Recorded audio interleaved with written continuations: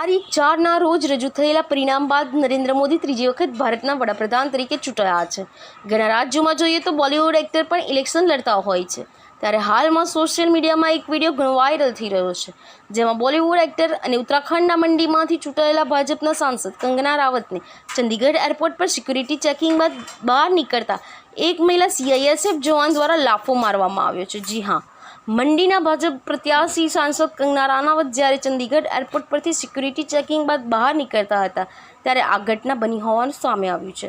સાહેબ, CISF જવાન એટલે દેશની આન બાન શાન ગણાય છે. એ તે અધિકારી કહેવાય છે કે જેનામાંથી આખા દેશની સુરક્ષા સોંપવામાં આવે છે. તે જ અધિકારી સાહેબ આવું કૃત્ય કરે તો જનતાની સુરક્ષાનું શું? સાહેબ, એક સુરક્ષાકર્મી એક વિજેતા નેતા સાથે આવું કૃત્ય કરે છે તો આમ જનતાનું કોણ? ક્યાં ગઈ એ સરકાર જે ઇલેક્શન ટાઈમે મોટી મોટી વાતો કરતી હોય છે?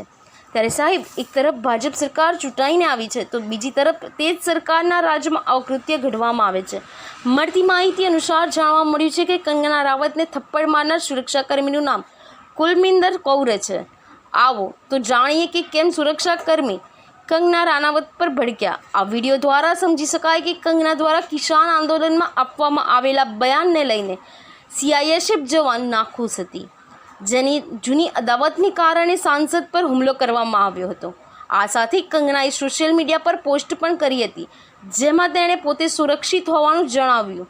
આ સમગ્ર ઘટના બાદ લાફો મારનાર સુરક્ષાકર્મી પર કાર્યવાહી કરી તેને સસ્પેન્ડ પણ કરવામાં આવી હોવાનું જાણવા મળી રહ્યું છે.